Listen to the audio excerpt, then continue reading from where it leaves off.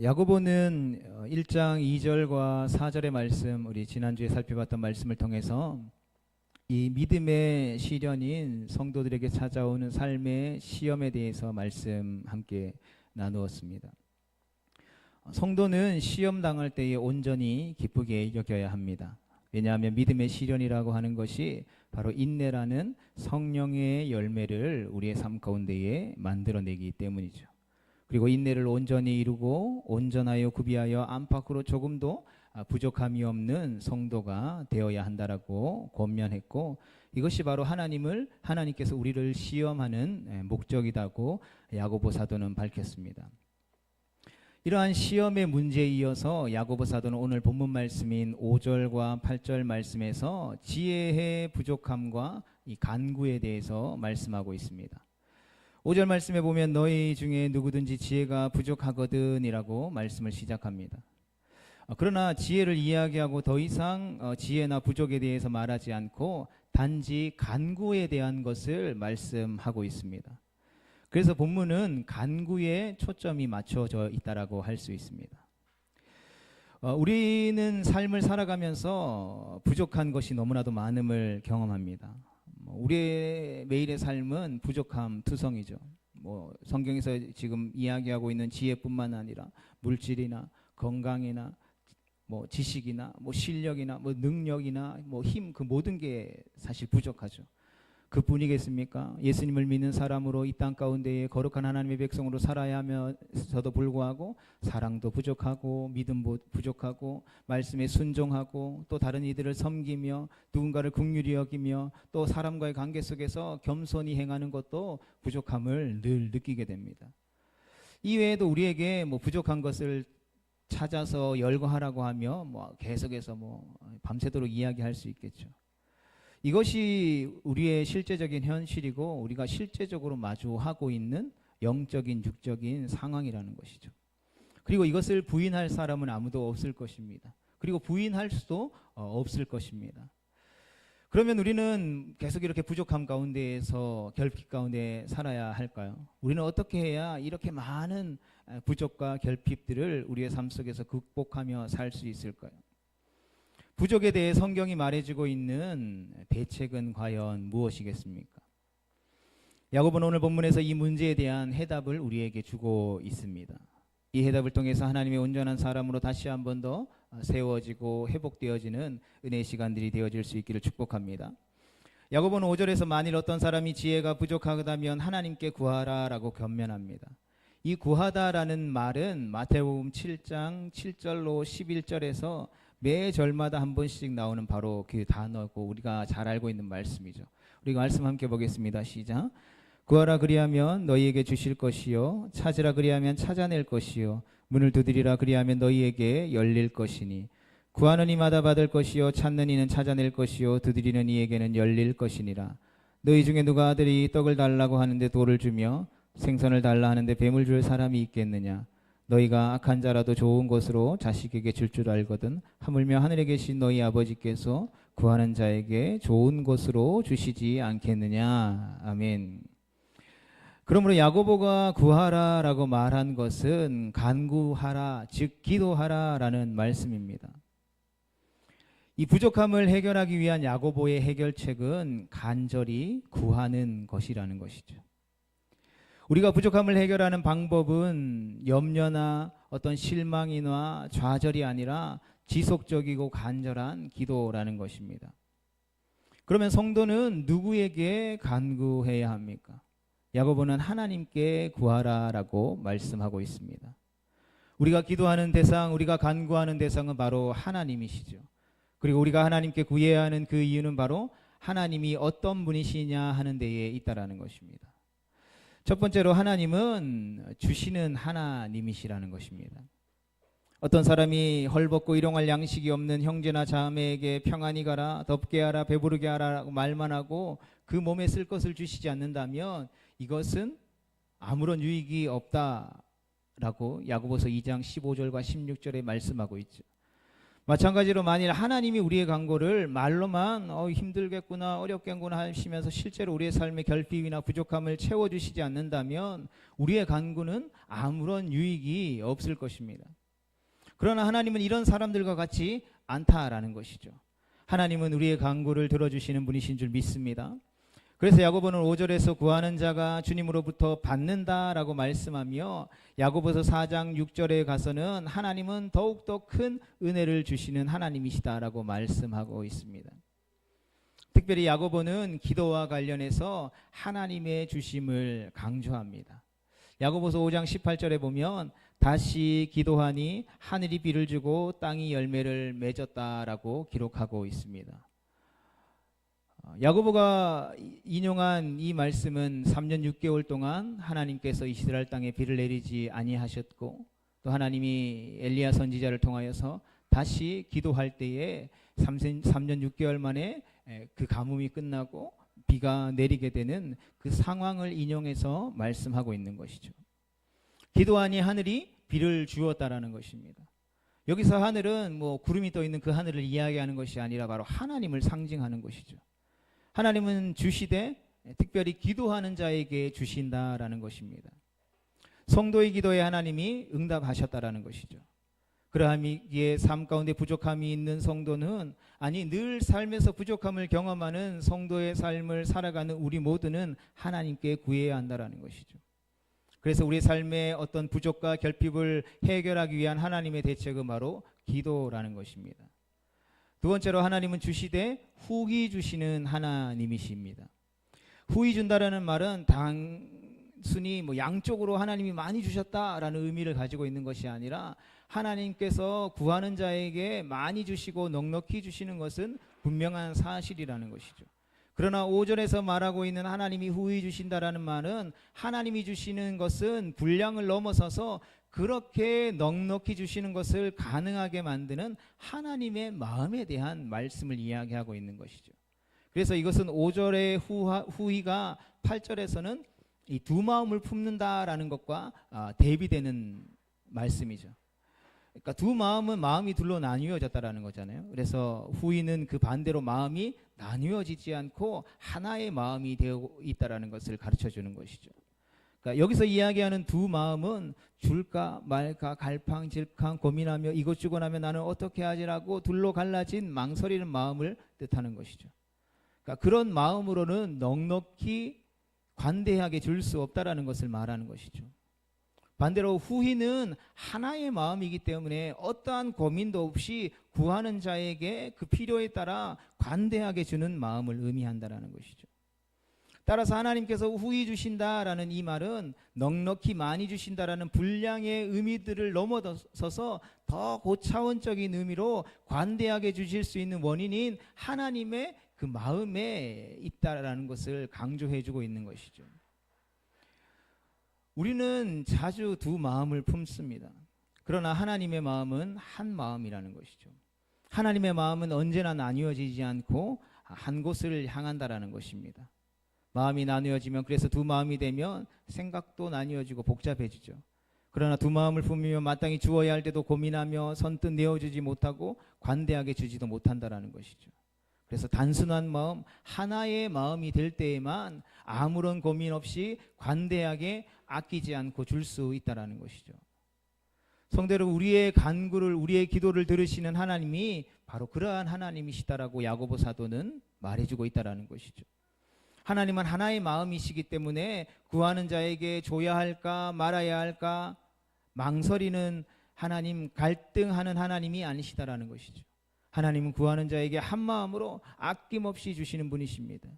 이런 이유로 우리는 하나님의 주심을 기대하며 열심히 기도해야 하는 것이죠.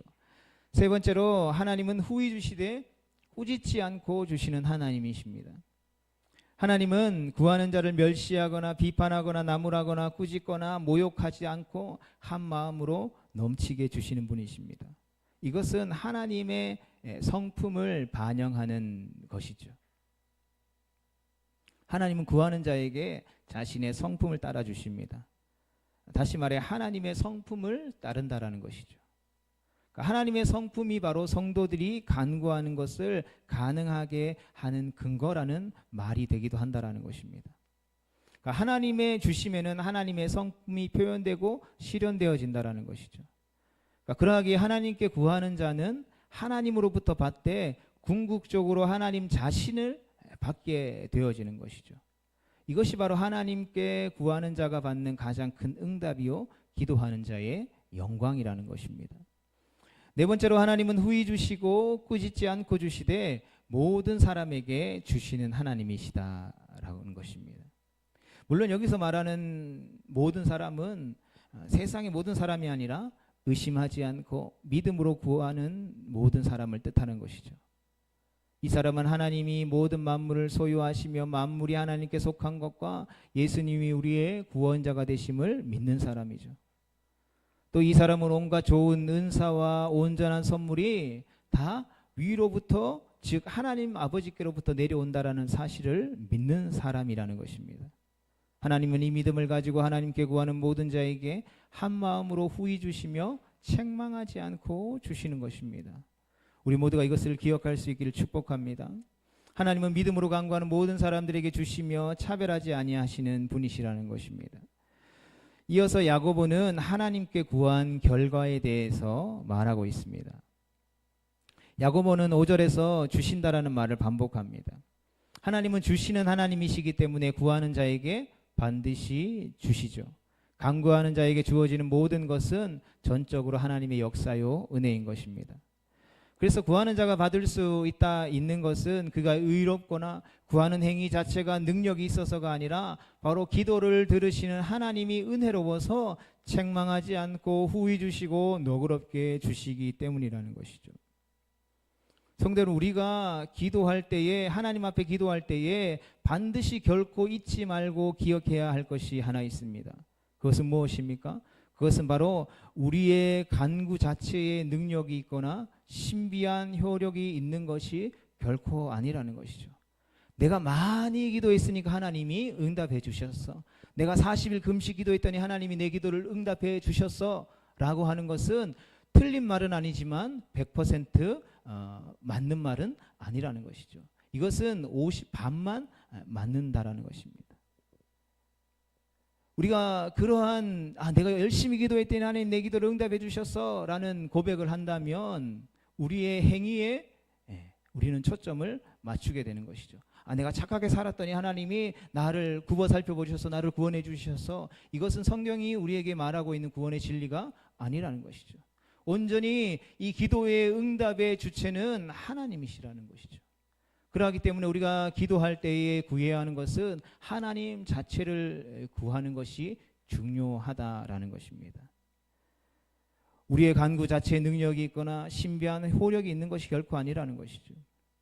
단지 성도의 간구에 자신의 성품에 따라 좋은 아버지가 되어서 자식이 필요한 것을 구할 때에 그것을 주지 아니할 수 없는 좋으신 하나님 아버지의 성품에 따라서 반응하시는 하나님의 은혜가 크실 뿐이라는 것이죠. 성도는 하나님의 성품을 의지하여서 구하며 하나님은 자신의 성품을 따라 은혜를 베푸시는 것입니다. 그러하기 때문에 기도는 단순히 어떤 우리가 필요가 있을 때마다 하나님 앞에 구하는 것이 아니라 하나님과 성도 사이에 친밀한 영적인 교감, 호흡, 상호작용을 이야기하는 것이죠. 하나님 나 이거 필요하니까 주세요 하고 돌아가고 그것만 주시기만 하면 하나님과 나와의 관계가 전혀 없는 그러한 관계를 하나님이 원하시는 것이 아니죠. 이미 하나님은 우리에게 있어야 할 것, 필요한 것들을 다 아시는 거죠. 그렇다면 왜 그것을 미리 주시지 않고 기도라는 상호작용이라는 대화를 통해서 하나님은 우리에게 그것을 요구하기를 원하시고 또 요구하는 것들을 들어주심으로 말미암아 그 관계들을 이루어가기를 원하십니까? 하나님은 우리와 교제하기를 원하신다는 것이죠. 우리가 자녀들을 키울 때 보면 자녀들의 필요들을 말하지 않아도 다 알잖아요. 그럼에도 불구하고 은연중에 계속해서 자녀가 자신의 필요를 부모에게 이야기해 주기를, 자녀와 함께 대화하면서 그 필요들에 대한 것들을 이야기하면서 그 마음들을 함께 나누고 그 안에서 함께 교감하는 그것들을 통해서 친밀한 관계들을 유지하기를 원하는 것이 부모의 마음인 것처럼, 마찬가지로 기도라고 하는 것은 하나님과 성도 사이에, 하나님 아버지와 하나님의 자녀들 사이에 호흡하고 그 친밀함을 유지하는 상호작용이라는 것이죠. 이와 함께 야고보는 간구의 수단과 제한에 대해서도 말하고 있습니다. 그는 6절에서 오직 믿음으로 구하라라고 말씀하고 있죠. 간구의 수단은 오직 믿음인 것이죠. 하나님께 구하는 모든 자는 믿음으로 구해야 합니다. 믿음만이 하나님께 구하는 것을 가능하게 하는 것이죠. 믿음을 떠나면 간구는 없는 것입니다. 또한 하나님은 모든 사람에게 차별하지 않고 후히 주시지만 그렇다고 해서 아무에게나 아무렇게나 주시는 것 또한 아니라는 것이죠. 하나님의 주심에는 반드시 제한도 있다라는 것입니다. 그것도 믿음인 것이죠. 그래서 성도의 간구와 하나님의 주심은 오직 믿음 안에서만 유효한 것입니다. 그러므로 하나님께 구하는 자는 믿음 안에서 구하고 믿음으로 구해야 하는 것이죠. 그래서 간구의 수단과 제한 모두가 믿음이라는 것이죠. 하나님 앞에 우리가 구할 때에 주시는 분도 하나님이시고 취해 가시는 분도 하나님이시고 응답하시는 분도 하나님이시고 응답하지 않는 하나님도 그 하나님으로 인정할 수 있는 믿음을 가지고 하나님 앞에 간구할 수 있어야만 그것이 온전한 믿음이라는 것이죠. 야고보는 이 점을 더 강조하기 위해서 조금도 의심하지 말라라는 말씀을 오직 믿음으로 구하라라는 것에 덧붙이고 있는 것이죠. 오직 믿음으로 구하되 조금도 의심해서는 안 된다라는 것입니다. 구하는 자는 조금도 그 어떤 것도 단 하나도 의심하지 않고 오직 믿음으로 구해야 하는 것이죠. 최소의 의심도 간구에 아무런 응답을 가져다 주지 못하게 하기 때문인 것입니다. 이것은 마치 전화번호 한 자리만 잘못돼도 상대방과 통화 연결은 물론이거니와 아무런 대화도 나눌 수 없는 것과 같은 이치인 것이죠. 그러하게 우리는 기억해야 합니다. 하나님은 오직 의심하지 않고 믿음으로 구하는 자에게 주신다라는 것을. 그러면 간구할 때 조금도 의심하면 안 되는 이유는 무엇입니까? 그 이유는 의심하는 자는 바람에 밀려 가며 날뛰는 바다에 거친 파도와 같기 때문이다라고 야고보 사도는 말씀하고 있는 것이죠. 의심하는 자는 거친 파도와 같다라는 것입니다. 야고보는 의심을 바다의 파도에 비유하는 것이죠. 그러니까 바다의 파도라고 하는 것은 늘 불안정한 상태를 의미하죠. 마찬가지로 의심도 정함이 없고 늘 불안정하다라는 것입니다. 또한 거친 바다는 굉장히 파괴적이죠. 큰 배를 침몰시키고 그 단단한 콘크리트 방파제를 부수고 뛰어넘어서 집을 삼키고 사람들을 휩쓸어가죠. 성난 파도는 모든 것을 삼키는 블랙홀과 같다라는 것입니다. 의심도 마찬가지로 모든 것을 깨뜨리고 무너뜨리고 삼켜버린다라는 것이죠. 나아가서 의심은 끝도 없고 다함도 없다라는 것입니다. 그래서 의심은 만족할 줄 모르는 괴물이라고 표현하기도 하죠. 의심은 아무리 부어도 채워지지 않는 밑빠진 독에 불과하다라는 것입니다. 의심은 아무리 내려가도 바닥에 닿을 수 없는 무적행과 같다라는 것이죠. 그리고 야고보는 바다에 거친 파도가 일어나는 원인에 대해서도 설명합니다. 그것은 바로 바람이죠. 바람에 의해서 밀려가는 바다는 스스로 요동하지 않는다라는 것이죠. 바다라고 하는 외부의 세력에 의해서 영향을 받게 된다라는 것입니다. 의심도 대체로 외부적인 요인에 의해서 일어나게 되는 것이죠. 그것은 사람이나 사물이나 어떤 사건이나 환경이나 형편이 될 수 있죠. 어쨌든 의심하는 사람은 외부적인 세력에 민감하게 영향을 받을 수밖에 없다라는 것입니다. 그러하게 하나님께 간구하는 사람은 외적인 영향을 경계하고 오직 하나님을 바라보고 하나님을 믿어야 한다라는 것입니다. 거친 파도는 바람에 밀려가며 날뛰고 뒤집어지며 요동칩니다. 거친 파도는 솟구쳐 오르다가도 다시 내려오기를 반복합니다. 이것을 8절에서는 두 마음을 품었다라고 표현합니다. 의심하는 자는 바다가 솟구쳐 오르기와 내리기를 반복하듯이 무질서와 혼란과 어지러움에 사로잡힌다라는 것이죠.